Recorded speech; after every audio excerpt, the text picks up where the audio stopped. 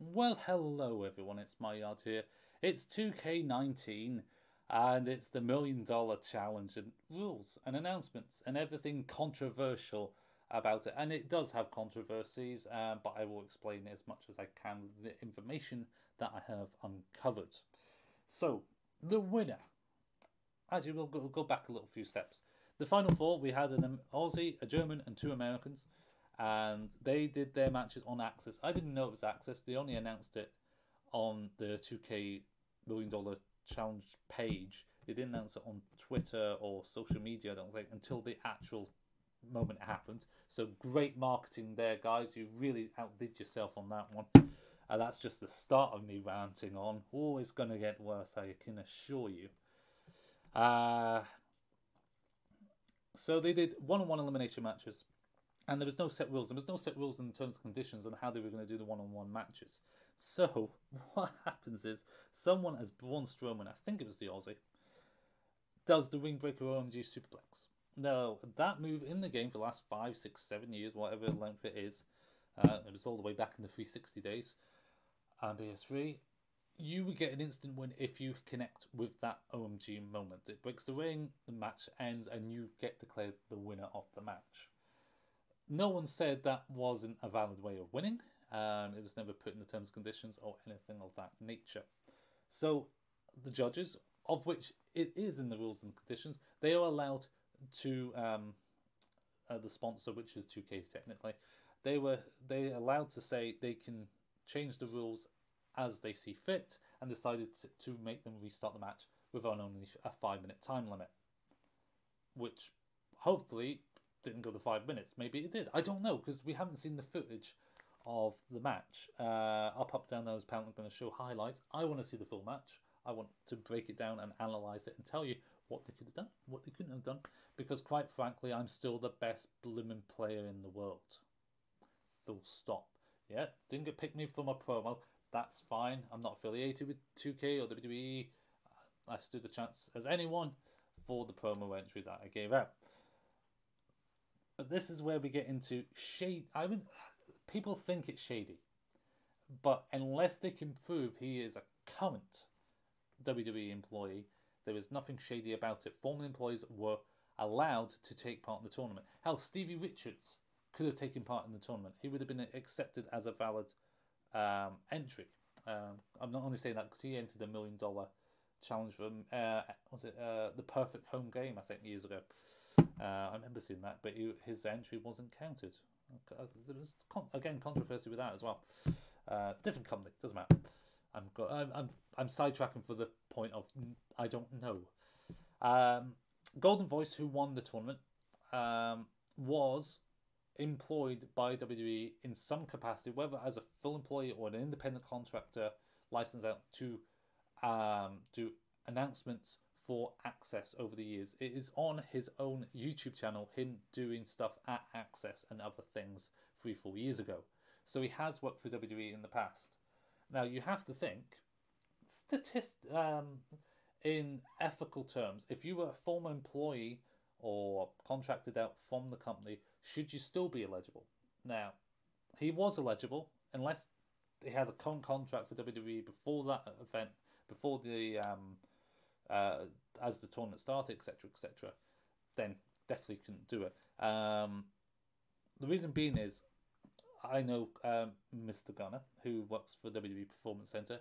He was not allowed to take part in it, and he is one of the best players in the world of the game, just like me. And he wasn't allowed because he's currently employed by WWE. He would have been in that final four. I can guarantee you his promo would have been up a notch. I can rest assured he would have probably been in the top four, without any doubts in my mind on that. But he was not allowed because he's an employee of WWE. So as long as Golden Voice isn't or wasn't a current employee of WWE time, he should be allowed. But I think if you were in that capacity, I don't think you should. It's hard because I think should you be, if you were 20 years in, but if you saw a wrestler that completed the $1 million challenge who used to work for WWE in a mainstream capacity, do you think it would be fair or right for him to be allowed into the tournament? Let's go with, let's say, Spike Dudley. or Rene Dupree, or Perfect 10. Why not go with the Perfect 10? Gamer, he's a part of the Sweets. He's no longer with WWE now. He could have been eligible for the tournament, hypothetically, if he got sacked a few months earlier. It doesn't feel right, but it's just because he was very low down on the totem pole in terms of that he wasn't on the WWE TV or anything like that. It feels a little off, but I don't have any complaints about it personally, because as long as he wasn't currently employed, as I keep saying, I feel like a running a motor mouth at the minute, then I have no issues with that. The final match, though, against AJ, I do have a huge issue with, and it's again directed squarely at 2K. 2K announced that on the big Titantron, the final rules would be a 10-minute time limit. Fair enough. It was done at the NXT pay-per-view, well before, as people were coming in. If there was a time limit draw, whoever had the most health would win, which is stupid for a number of reasons, considering how both people would have 0 health normally at that point, and health regenerates, so you're literally saying whoever hit the last move wins. Stupid. The second thing was you allowed weapons. Granted, weapons weren't used, but again, stupid. The third aspect was AJ just didn't know how to play the game, which was evident, so it kind of made it into a farce of how the tournament went. AJ, at the right beginning of the match, decided to taunt, while Golden Voice decided to be just totally aggressive and just basically hit every German suplex, or the same German suplex, again and again and again. And he got cocky doing it because he knew AJ wasn't move reversing until he did it once. And then AJ decided to taunt when he had done no damage. And because he hadn't played the game, Brock was able to wake up straight away as he was still in taunt and just did every single move under the sun. GG. And credit to Golden Voice, because he actually did the carry system to hit both the signature and the finisher totally fine. So I applaud him for that. He did everything he was meant to do for that.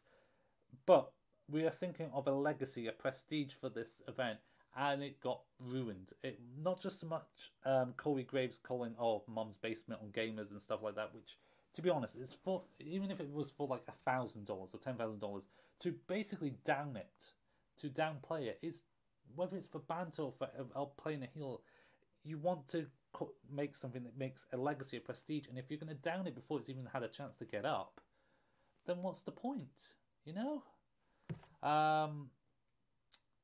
And with the Golden Voice bit of trash talking with AJ and talking about WrestleMania and stuff like that, we wanted to talk about the game. I mean, forget about them. It just felt awkward in my eyes. Maybe it's just the Britishness, because I know there was a few Americans who liked, and other people, not just Americans, there was other people that liked what he was trash talking and shooting with AJ about Brock. But you're not Brock Lesnar, so don't do a promo that pretending you're Brock Lesnar. I just felt off.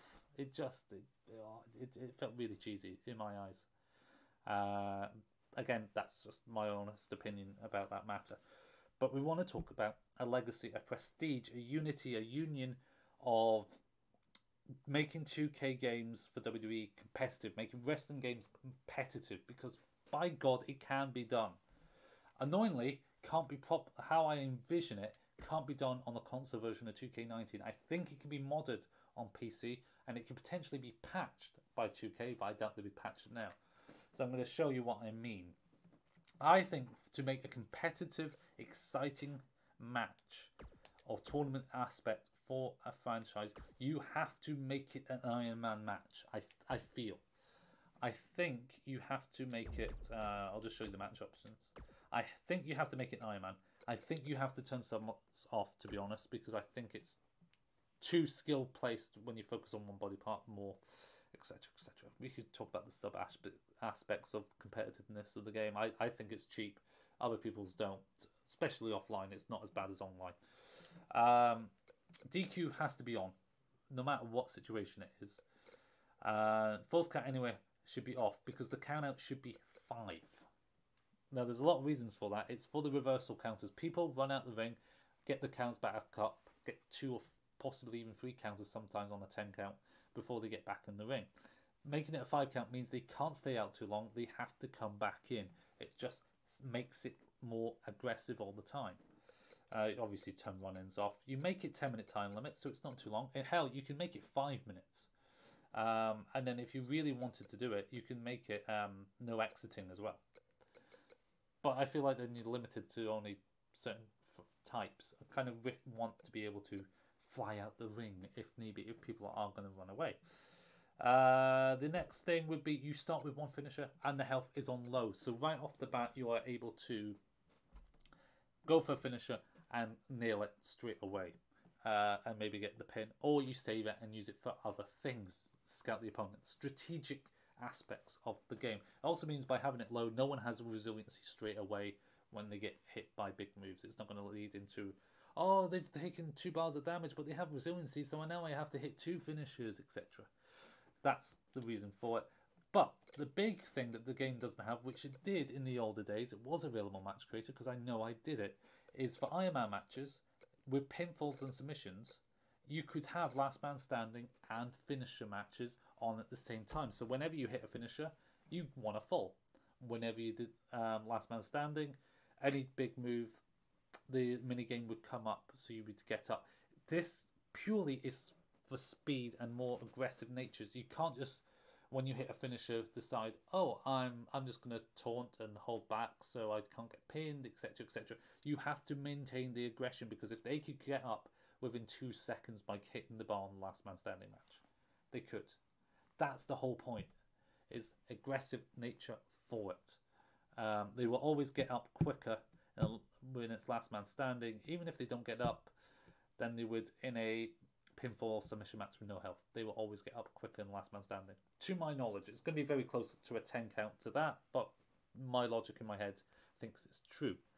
But mods on PC probably are able to activate all the options that you can't do. I mean, in the towers, for my player, they are letting you do silly things like cage and ladder matches, but it's impossible to do a cage ladder match because you can't get the ladder in the ring. Logic! Why? I don't know. Hopefully they patched that, actually. So it is possible to do stupid things that can't happen from the developers themselves, but we can't do that option. So he thinks PC mods are the way to go. We don't know what the engine's going to be like next for 2K20. They might revitalize it and have a mini-game portion that could be like All-Stars, could be something fast-paced and athletic. But at the minute, we have to do with what we got, and I think this is the best alternative for the minute. We want competitive nature, and this $1 million challenge didn't get up to standards. You stream it pre-recorded, so I knew the result before it even happened. Bad move. You do it in Access, you don't stream it. You're going to do highlights of it later. It doesn't get people in the mood. You literally spent 2 weeks plus, because the Aussie said that you got notified 14 days after sign-ups end. It was meant to be 2 or 3 days. I get the legality situation of it, but you rushed people to do it. It was so... It felt like you had a whole year to get this right, and it felt like a toddler had just scribbled crayon on a piece of paper saying, we're going to do this now, we're going to do this. And it just didn't get up to much. And the reaction of Golden Voice when he won probably didn't help either. Instead of being overjoyed that he just won $1 million, his attitude felt really like meh. It was really downbeat. He was trying more to be like a bad guy and playing up to it, which just didn't work. Just didn't work. And yeah, that's just me. I mean, don't get me wrong, I wish I was there. I wish I could have played and everything like that. But if you don't get picked, you don't get picked. It's nothing I can cry about or complain about. I'll just critique the tournament as it was, which I did from day one. You can go back and check the original video of me saying it. I am also surprised none of the guys suggested, oh, let's split the money 4 ways. Maybe they will split the money 4 ways. None of them have said that, but I would have said that from the get-go. As soon as they knew who 4 it was, and if I was going to be one of them, I would have said, you just want to split it 4 ways? Cool, yeah. $250,000 each. That's life-changing money no matter what to everyone. It just seems weird, full stop. But it's not about the prize money. If you made a championship belt for 2K games, for WWE2K, you can do prestige for it. But there was no prestige here. And that's probably the problem. So if you have suggestions, leave in the comment section below. Don't forget to leave a like and subscribe for more WWE gaming goodness. I've been ITSMYYARD, and we'll see you very soon. Bye bye.